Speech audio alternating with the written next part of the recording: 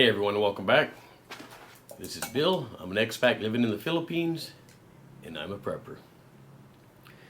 So today's video is something that's been on my mind recently as I've been getting a few troll posts, which is, I guess, something that happens when you're a YouTube channel guy.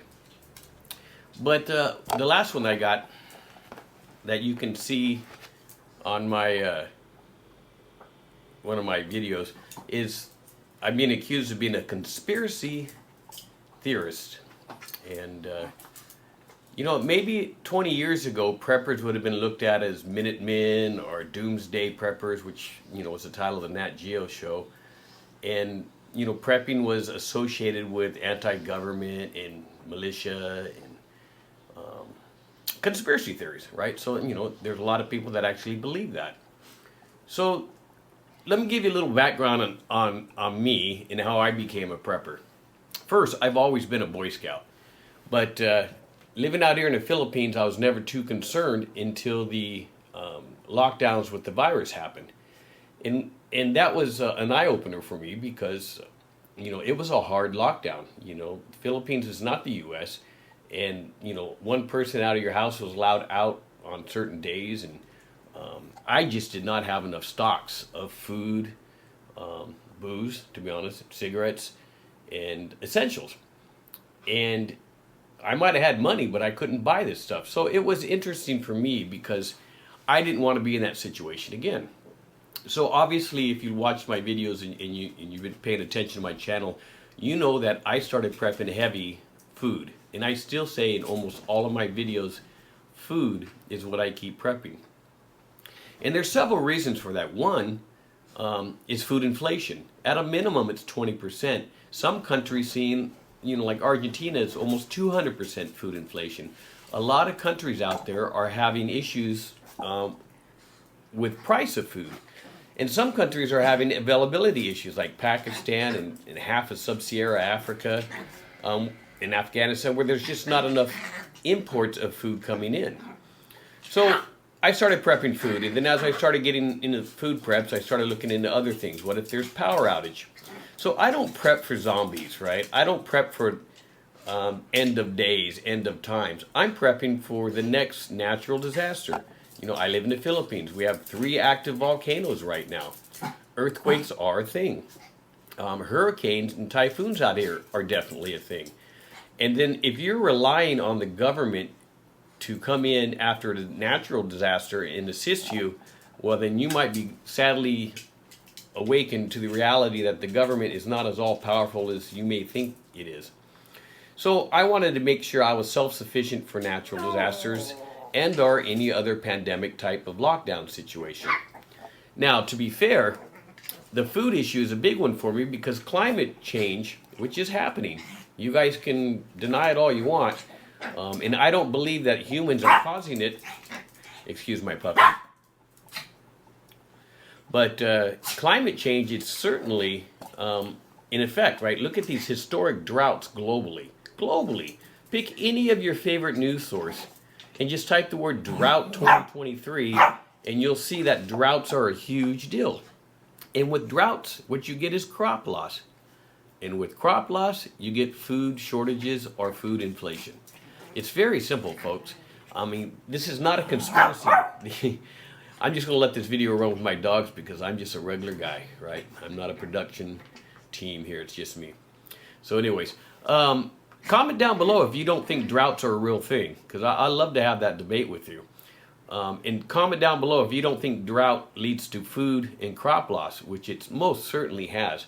And when you think of crop loss, it's just not corn and wheat and vegetables, which are dramatically affected. It's all your fruits. It's all your olives, which make olive oil, palm trees, which make palm oil. All these things are used in other ingredients, right? So pasta needs wheat, and mayonnaise need eggs and oil. So all this food that you're used to, you think, oh, there's no shortage here. But down the line, bad crops equal shortages, right? And there's other shortages out there, right? So let's think about canned food. Everybody's like, canned foods are the preppers' go-to. But the shortage of aluminum is causing, you know, price increases at a minimum for canned food items. Manufacturers are swapping out their ability to produce canned foods and switching their technology to plastic bags, which, I don't know, they don't stack as well, but it's still food, right? So I haven't even touched on the geopolitical economic issues regarding the U.S. dollar and the fiat economy, because honestly, I just don't know how that's going to play out and how it's going to affect us in the end of the world. Are all the national crises, China, Taiwan, Ukraine, Russia, Pakistan, India, China, all these other conflicts that are going on. Now, the world has always had conflicts. That's just what humans do. We fight, we take, we steal, we cheat, whatever.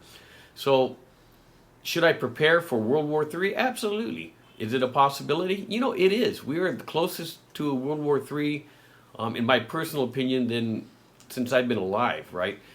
I honestly believe we are in a World War III situation. It's just politically being proxied through a whole bunch of different things.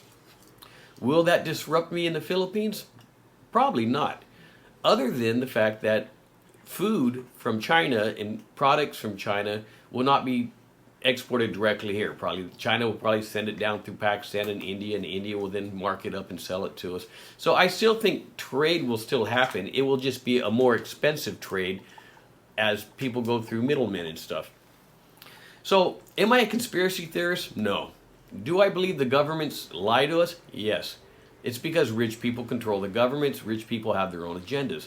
I won't even list the things that have been proven true where government lies. Do I believe in aliens? Let's throw that out there. No. Not that they've been to Earth. The possibility in all the billions of planets and solar systems that there's another life form? Yes. Okay? So I believe it is absolutely mathematical probable that there are other life forms in this universe and the other universes. Do I think aliens live among us? No, I do not. Do I wish aliens lived among us? Absolutely. Because you know what? If aliens lived on the planet and were out in the open, maybe this planet would stop being so divided and we'd become Earth and we'd figure out how to think on a planetary level versus a country level. Do I believe that the COVID stuff came out of China? I do. Is it a conspiracy? Well, it was 4 years ago. Everyone's saying it's a conspiracy. Now they're saying, well, there's actually a lot of facts that point to it. I don't harp about this stuff too much because I can't change it. I can't be bothered by it. What I can change is the fact that I will never go hungry again in the next natural disaster that affects me, or if world happens, or if inflation here continues to go up. So if you want to call me a conspiracy theorist because I prep for power outages, food shortages, water drought situations, natural disasters, and the potential for a global war, call me one. I'm not out here dropping crazy theories on a lot of things, right? I just don't have time, or I don't really care. I believe the governments lie to us. I believe the governments have their own agenda. I believe we are nothing but serfs and fodder to the government, and that's my personal belief. Can I point to any one thing? No. You take it as you want. But if you want to call me a conspiracy theorist in my comments or chats, go ahead. I won't argue with you. I might even try to debate you about it. But one thing I will tell you is I'm not going to be hungry next year if there's a food shortage or food problem. And at a minimum, I've saved a lot of money by buying food last year and continuously just to stave off food inflation.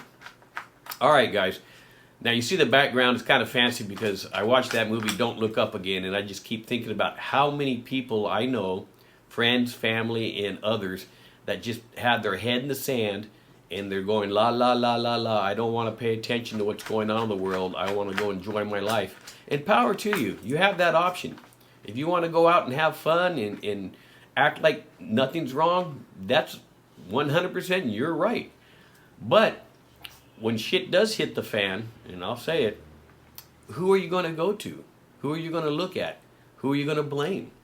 You have time to prepare now, and you should be preparing now. And that's my statement. I'll make it every 10 videos. I'll keep telling you, a can of tuna a week. Anything that you can put aside to protect yourself and your loved ones from a natural disaster, from a food shortage, from a drought, from a power down situation. These are things that you have to consider that are extremely probable and happen worldwide all the time. Famine, drought, power down, this is stuff that you can it happens everywhere, every day. Okay, guys?